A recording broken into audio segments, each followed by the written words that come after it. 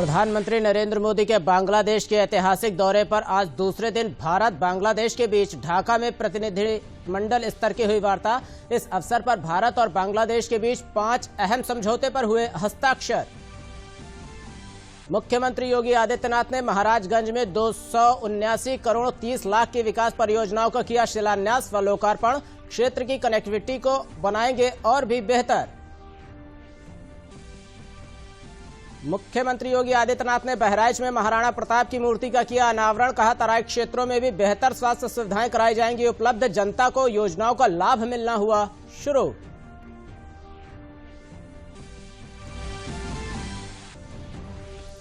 और दक्षिण कोरिया के रक्षा मंत्री शुक वुक ने अयोध्या पहुंचकर रानी हो के स्मारक पर किए श्रद्धा सुमन अर्पित। कहा, आगरा के ताजमहल की तर्ज पर अयोध्या में विकसित किया जाएगा राजकुमारी का स्मारक।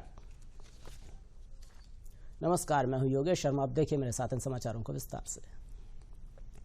प्रधानमंत्री नरेंद्र मोदी के बांग्लादेश के ऐतिहासिक दौरे पर आज दूसरे दिन भारत बांग्लादेश के बीच ढाका में प्रतिनिधि मंडल स्तर की वार्ता हुई। इस अवसर पर भारत और बांग्लादेश के बीच 5 अहम समझौते पर हस्ताक्षर भी हुए। यह समझौते वाणिज्यिक, सूचना प्रौद्योगिकी, खेल की सुविधा से संबंधित हैं। भारत ने बांग्लादेश को 12 लाख कोविशील्ड वैक्सीन और 109 एम्बुलेंस का तोहफा भी दिया है।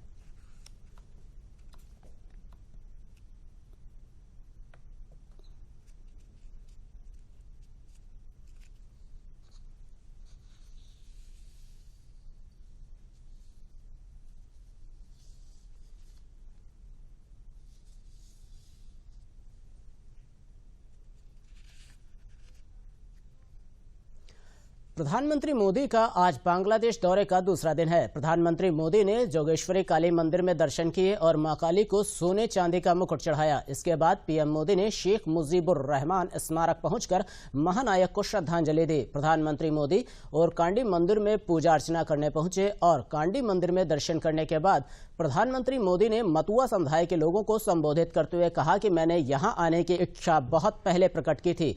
उन्होंने आगे कहा कि हमारा रिश्ता मन से मन और जन से जन का है। प्रधानमंत्री नरेंद्र मोदी ने कहा कि ठाकुर परिवार का प्यार उन्हें हमेशा मिलता रहा है। भारत और बांग्लादेश दुनिया में स्थिरता चाहते हैं।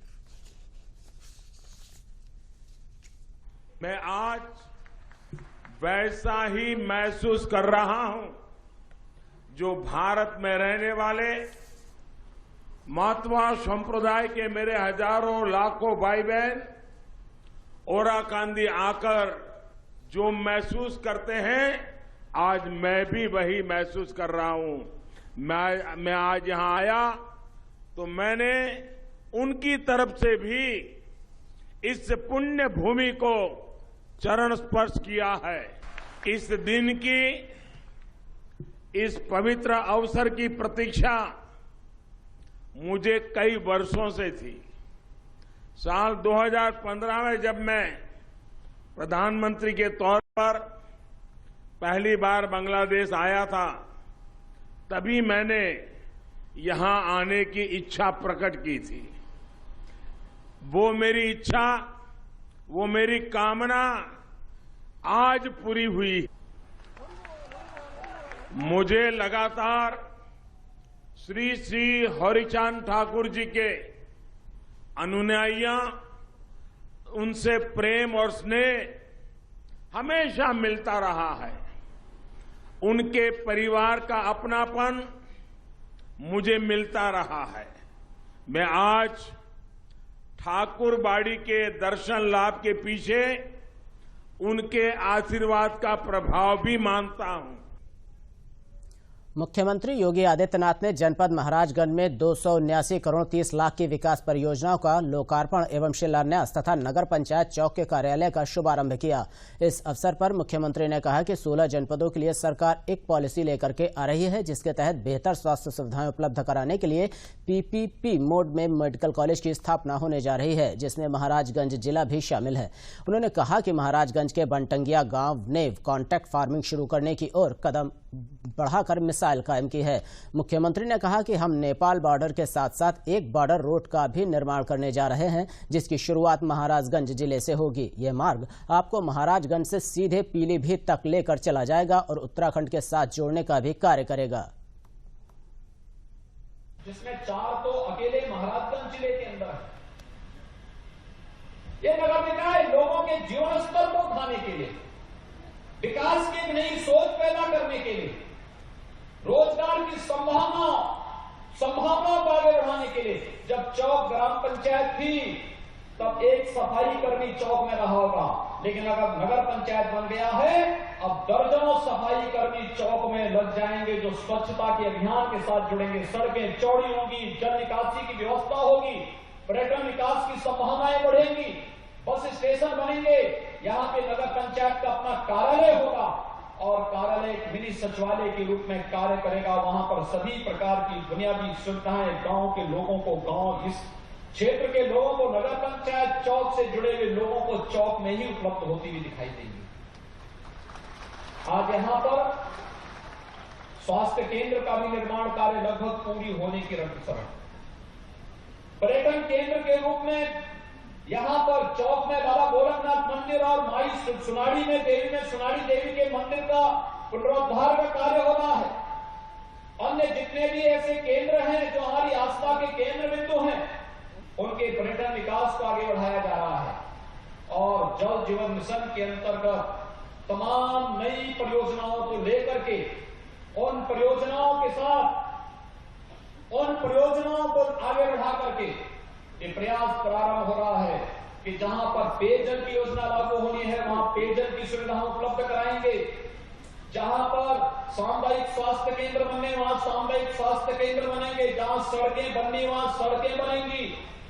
अब तो हम लोग नेपाल के बॉर्डर के साथ साथ एक बॉर्डर रोड का भी निर्माण कार्य करने जा रहे हैं जो महाराजगंज जिले से प्रारंभ हो रहा है, ठूटीबाड़ी के पास से प्रारंभ हो रही है और ये मार्ग आपको यहीं पर बैठ करके अपने वाहन से आपको सीधे पीलीभीत तक लेकर के चला जाएगा, उत्तराखंड के साथ जोड़ने का कार्य कर देगी। मुख्यमंत्री योगी आदित्यनाथ ने आज बहराइच में महाराणा प्रताप की मूर्ति का अनावरण किया। इस अवसर पर उन्होंने बहराइच के लिए 333 करोड़ रुपए से अधिक की लगभग 115 परियोजनाओं का लोकार्पण एवं शिलान्यास किया। साथ ही मुख्यमंत्री ने विभिन्न योजनाओं के लाभार्थियों को प्रमाण पत्र एवं प्रधानमंत्री आवास की चाबी सौंपी। इस अवसर पर आयोजित एक जनसभा को संबोधित करते हुए उन्होंने कहा कि बहराइच एक आकांक्षात्मक जिला था जिसमें जिला प्रशासन एवं अधिकारियों की मेहनत से कम समय में उच्चतम स्तर पर विकास कार्यों में पहुंचाया गया है। उन्होंने कहा कि यह एक तराई क्षेत्र है जहां मौसमी बीमारियों से बचाव की जरूरतों पर बहुत ज्यादा ध्यान देने की जरूरत है, जिसके लिए इस मंडल के 4 जनपदों में 3 मेडिकल कॉलेज दिए जा चुके हैं, जिसका लाभ जनता को मिलना शुरू हो गया है। भारत की योजना में हर गरीब परिवार को 5 लाख रुपए सालाना स्वास्थ्य बीमा का कवर उपलब्ध कराया जा रहा है। मैं आप सबसे आह्वान करूंगा इस स्वास्थ्य बीमा की कवर के साथ आप सभी जुड़े, हर गरीब परिवार को जुड़े, उसके कार्ड निःशुल्क उपलब्ध कराए जा रहे हैं और व्यापक पैमाने पर बनाए जाने चाहिए। इम्पैनल्ड हॉस्पिटल में आप जाएंगे, कार्ड को केवल जमा करेंगे, उस आधार पर सारी स्वास्थ्य सुविधा आपको फ्री में वहां मिलती हुई दिखाई देगी। एक बड़ा कार्यों पर अलग अलग कार्यक्रम आगे बढ़ाए जा सकते हैं और मैं आह्वान करूंगा इस कार्यक्रम के साथ जुड़कर के हम योजनाओं को तेजी के साथ आगे बढ़ाएंगे। आकांक्षात्मक जनपद बहराइच विकास की नई ऊंचाइयों पर पहुंच सके, इससे बेहतरीन स्वास्थ्य केंद्र के रूप में प्रधानमंत्री जी के कदमों से हम लोगों ने महाराज सुहेलदेव यहां गवर्नमेंट मेडिकल कॉलेज का लोकार्पण का कार्य संपन्न कर चुके हैं। मेडिकल कॉलेज विशेषज्ञ चिकित्सा सुविधा का एक केंद्र होता है। धीरे धीरे करके वहां पर जब विशेषज्ञ चिकित्सक और इससे जुड़े हुए विशेषज्ञ वहां पर आएंगे, आप देखेंगे कि बहराइच और आसपास के जनपद स्वस्थ होगा, समाज स्वस्थ होगा, देश स्वस्थ होगा और स्वस्थ समाज और स्वस्थ राष्ट्र ही एक सशक्त राष्ट्र के निर्माण की परिकल्पना को साकार कर सकता है। अब आगे बढ़ते हैं और आपको बताते हैं दक्षिण कोरिया के रक्षा मंत्री का दौरा। दक्षिण कोरिया के रक्षा मंत्री सुखवुक ने आज अयोध्या पहुंचकर रानी हो के स्मारक पर श्रद्धासुमन अर्पित किए और नमन किया। उन्होंने पार्क के विकास से संबंधित कार्यों का जायजा लेते हुए पूरी तरह से अपनी संतुष्टि जाहिर की। टेक्नोलॉजी में अग्रणी दक्षिण कोरिया की संस्कृति भारत से प्रभावित है। धर्मनगरी अयोध्या से कोरिया के गहरे संबंध हैं। माना जाता है कि 2069 वर्ष पूर्व अयोध्या की राजकुमारी समुद्र के रास्ते बौद्ध धर्म का प्रचार करने कोरिया पहुंची और कोरिया के कर्क राजा वंश के राजकुमार किम सुरो से उन्होंने विवाह किया। विवाह के बाद अयोध्या की राजकुमारी हो के नाम से वे प्रसिद्ध हुईं। जिला अधिकारी अनुज झा ने बताया कि रक्षा मंत्री ने कहा है कि आगरा के ताजमहल की तर्ज पर ही अयोध्या में राजकुमारी हो के स्मारक का निर्माण संपन्न होगा। में आज पहले जनपद आगरा और फिर जनपद अयोध्या का दौरा हुआ। यहाँ पर रानी हो स्मारक पे पहले वो गए और वहाँ पे उन्होंने अपनी पुष्पांजलि उनको अर्पित की। साथ ही जो अभी निर्माणाधीन रानी हो का जो पार्क है उसका भी उन्होंने भ्रमण किया और अयोध्या तथा कोरिया के बीच के जो सांस्कृतिक संबंध रहे, प्रगाढ़ संबंध रहे, उसके बारे में उन्होंने यहाँ पे विस्तार से चर्चा की और यहाँ जो पार्क का निर्माण हो रहा है उसकी प्रगति से वो काफ़ी प्रसन्न दिखे तथा उन्होंने उम्मीद जताई कि जैसे प्यार के नाम पे ताजमहल प्रसिद्ध है यहाँ पे, उसी तरीके से अयोध्या में ये ताजमहल के सदृश होगा जो दोनों देश के बीच प्यार और आपसी जो संबंध है उसको ये रिफ्लेक्ट करेगा। और उन्होंने अपनी आज की यात्रा पे काफ़ी उन्होंने प्रसन्नता व्यक्त की। होली और शब-ए बारात को लेकर लखनऊ पुलिस आयुक्त ध्रुव कुमार ठाकुर ने सभी लोगों से कोविड-19 की गाइडलाइन के पालन के साथ शांतिपूर्वक त्यौहार मनाने की अपील की है। उन्होंने अपने संदेश में कहा कि लखनऊ में कोरोना वायरस के मामले लगातार बढ़ रहे हैं। इसको ध्यान में रखकर त्योहारों को सभी लोग मनाएं और कोविड-19 गाइडलाइन का पालन पूर्ण रूप से करें। हम पुलिसकर्मी ये चाहते हैं कि आपकी होली रंगों से सराबोर हो, हर्ष उल्लास में वातावरण बने, लेकिन साथ साथ जो कोरोना संकट से हम लोग गुजर रहे हैं उसको ध्यान में रखते हुए मेरी आप सबसे ये अपील होगी कि जितने कोविड प्रोटोकॉल हैं उसका आप सब लोग पूरी तरह पालन करें। तो चाहे मास्क का पहनना हो, चाहे सैनिटाइजर यूज करना हो, चाहे सोशल डिस्टेंसिंग का पालन करना हो। आप देख रहे होंगे कि पिछले एक सप्ताह से प्रतिदिन लखनऊ में 200 या उससे ज़्यादा लोग संक्रमित पाए जा रहे हैं। उस संक्रमण से हमें खुद को बचाना है और सब लोग को बचाना है। होली एक ऐसा त्यौहार है जहां आसपास से काफ़ी भीड़ भाड़ होती है। आप बाजार में जाते हैं, आप लोग रंग खेलते हैं, उस सब के कारण काफ़ी भीड़ भाड़ पैदा हो जाती है। आप भीड़ भाड़ में जाने से बचें। ऐसा कोई परिस्थिति उत्पन्न न होने दें जिससे कि आप स्वयं कोरोना संक्रमित हों या और लोग कोई कोरोना संक्रमित हों। लखनऊ में कोरोना के बढ़ते मामलों को लेकर परिवहन विभाग सतर्क हो गया है। परिवहन विभाग ने अभियान चलाकर पूरे बस अड्डे को सैनिटाइज कराया है। मास्क और यूनिफॉर्म पहनकर पूरे बस अड्डे की थर्मल स्कैनिंग भी हो रही है। आला अधिकारी खुद मौके पर पहुंचकर जायजा ले रहे हैं। होली के त्यौहार को देखते हुए यह विशेष अभियान चलाया जा रहा है।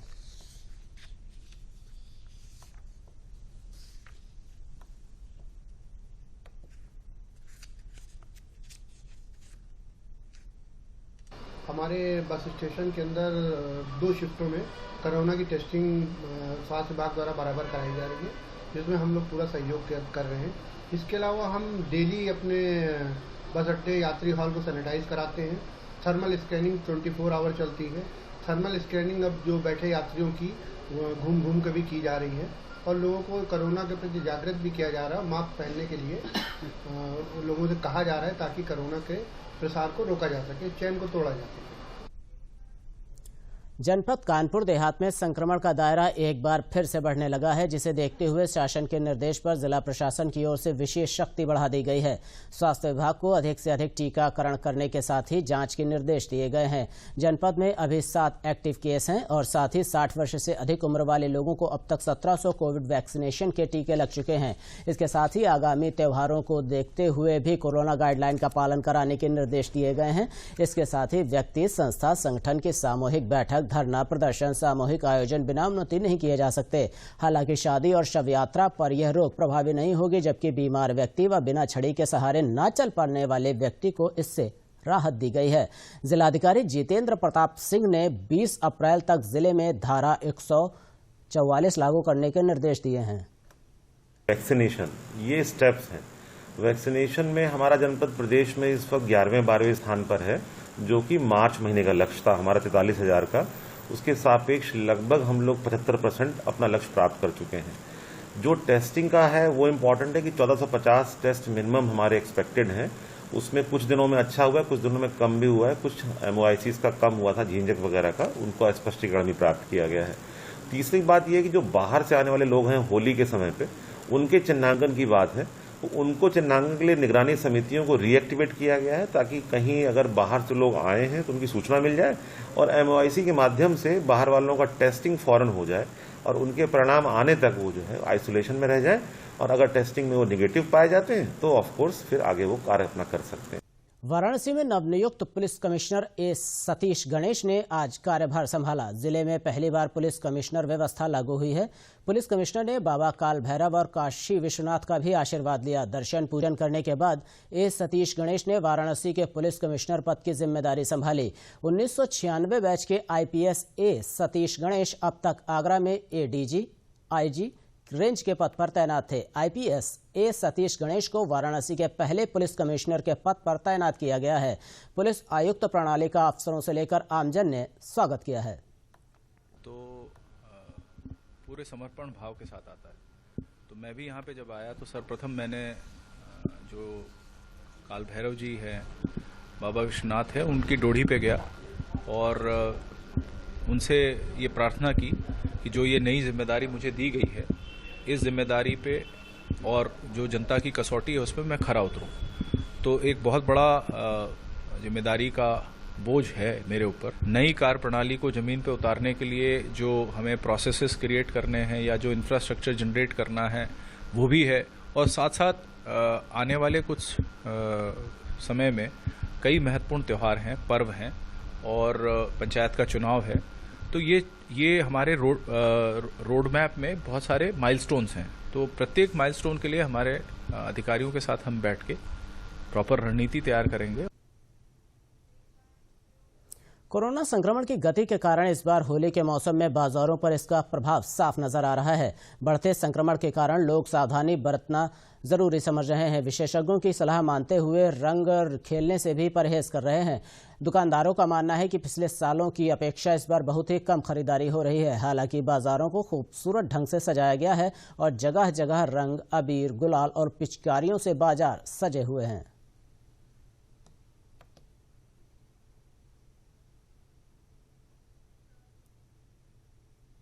जो हमारे यहाँ रेगुलर कलर चलते हैं वही होंगे। आपको 8 शेड्स होंगे कलर्स के, वो मिल जाएंगे और कोई किसी प्रकार का हार्मफुल केमिकल नहीं होता इनमें। नहीं, कमी तो है क्योंकि जिस हिसाब से माहौल है मार्केट का तो देख ही रहे हैं आप लोग, कोविड के कारण, इसलिए रश कम है मार्केट में। वो लग रहा है लखनऊ की जनता होली खेलना ही नहीं चाहती है, लेकिन त्योहार तो आदमी को मनाना ही चाहिए है? जितना माल लगाते हैं दुकान में शाम को समेट करके रख देते हैं। अगर यहाँ की जनता ऐसा करेगी तो हम गरीबों का क्या होगा।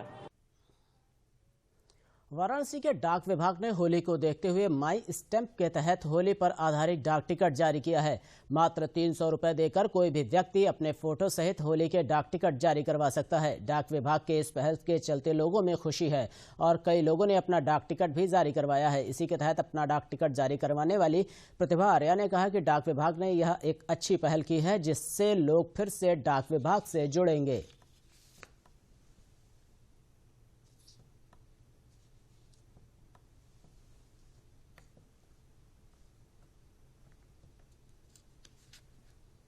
इस डाक टिकट पर जो है लोग अपना और अपने परिवार का जो है चेहरा देख सकते हैं और इसमें मात्र 300 रुपये में जो है 12 डाक टिकटों की जो है सीट मिलेगी और इसके लिए जो है वाराणसी में फिलैटलिक ब्यूरो वाराणसी प्रधान डाकघर में संपर्क किया जा सकता है। इसके अलावा अन्य जगह भी जहां भी प्रधान डाकघर में फिलैटलिक ब्यूरो हैं वहां पर इसके लिए जो है संपर्क किया जा सकता है और ये जो मिनटों में ये जो है डाक टिकट आपको प्रिंट कर करके आपके हाथ में तत्काल दे दी जाएगी। इसके लिए मात्र 300 रुपये। इसके अलावा आपका आधार कार्ड और ID और एक जो है संक्षिप्त सा जो है फॉर्म भरना होता है। और ये जो माई स्टैम्प जो है जारी हुआ है इस पर बाकायदे हिंदी और अंग्रेजी में होली भी लिखा हुआ है। उस पर आप देखेंगे गुजिया भी बनी हुई है, तमाम रंग भी दिख रहे हैं और सबसे इंटरेस्टिंग चीज है कि इसको आप कहीं भी डाक टिकटों के रूप में लगा कर देश के किसी भी कोने में आप इसको पत्राचार या शुभकामना भेजने के लिए इसको इस्तेमाल कर सकते हैं।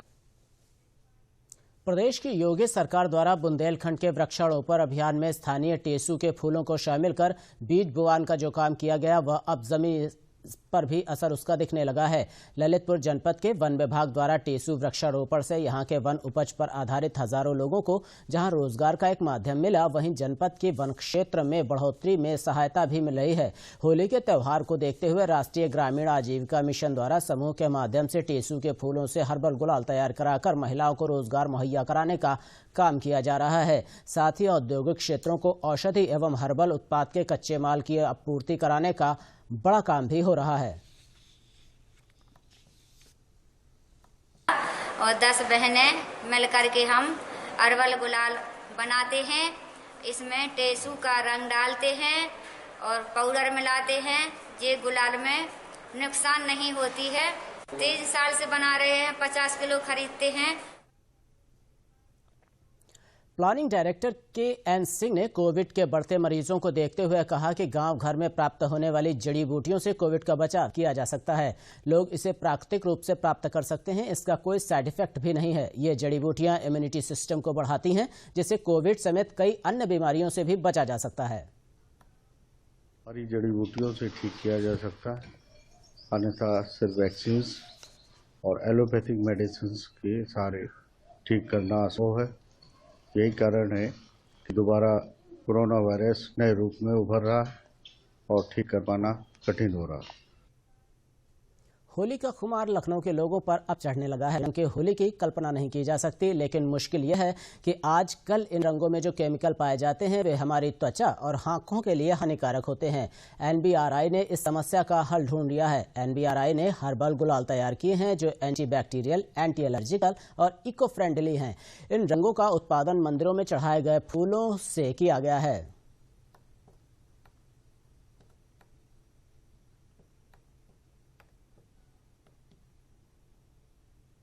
कि सभी को जो मतलब आजकल जो हर्बल गुलाल है, जो पौधा का डिफरेंट पार्ट से बनता है, उसको यूज करें, जो कि कोई साइड इफेक्ट नहीं होगा उसका। इसमें कोई केमिकल्स नहीं होता। जैसे कि मैं एनबीआरआई का बात बताऊं, ये हम लोग का बहुत पुरानी प्रोडक्ट है और टेस्टेड भी है। इसका इतना डिमांड रहता है कि होली का 7 दिन पहले ये पूरा मार्केट से ख़त्म हो जाता है। सो इसमें क्या होता है कि हम लोग कुछ भी केमिकल्स यूज नहीं करते हैं, 100% हर्बल होता है। सो कभी ये नुकसान नहीं करेगा किसी का स्किन को। अंत में प्रमुख समाचार एक बार फिर। प्रधानमंत्री नरेंद्र मोदी के बांग्लादेश के ऐतिहासिक दौरे पर आज दूसरे दिन भारत बांग्लादेश के बीच ढाका में प्रतिनिधि स्तर की हुई वार्ता। इस पर भारत और बांग्लादेश के बीच 5 अहम समझौते पर हुए हस्ताक्षर।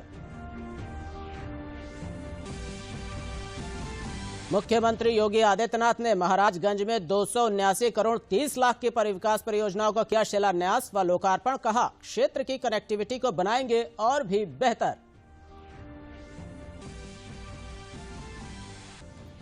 मुख्यमंत्री योगी आदित्यनाथ ने बहराइच में महाराणा प्रताप की मूर्ति का किया अनावरण। कहा, तराई क्षेत्रों में बेहतर स्वास्थ्य सुविधाएं कराई गई उपलब्ध, जनता को योजनाओं का लाभ मिलना हुआ शुरू। और दक्षिण कोरिया के रक्षा मंत्री शुक वुक ने अयोध्या पहुंचकर रानी हो के स्मारक पर किए श्रद्धा सुमन अर्पित। कहा, आगरा के ताजमहल की तर्ज पर अयोध्या में विकसित किया जाएगा राजकुमारी का स्मारक। इसी के साथ समाचारों का बुलेटिन यहीं समाप्त होता है। मैं आपसे चाहूंगा फिलहाल इजाजत। नमस्कार।